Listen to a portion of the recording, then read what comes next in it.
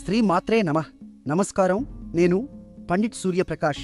ఈరోజు 14 మే 2026 గురువారం. తులారాశి వారికి ఒక అద్భుతమైన రోజు. మీ రాశి అధిపతి అయిన శుక్రుడు అంటే మీ జీవితాన్ని నడిపించే గ్రహం ఈరోజు మిథునం రాశిలోకి ప్రవేశిస్తున్నారు.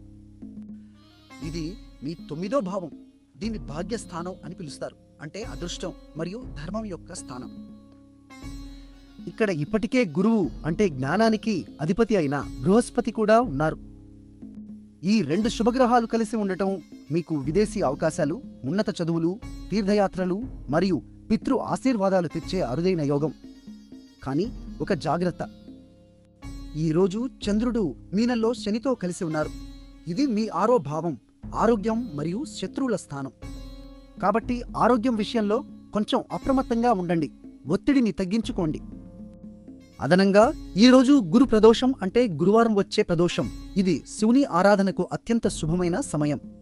సాయంత్రం శివుడిని పూజిస్తే జ్ఞానం మరియు సంపద రెండూ లభిస్తాయి. మీ అదృష్ట సంఖ్య 7 మరియు తెలుపు రంగు ధరిస్తే శుక్రుని ఆశీర్వాదం మరింత బలంగా ఉంటుంది. నిన్న మా అంచనా మీకు సరిగ్గా ఉందా? కామెంట్లో చెప్పండి.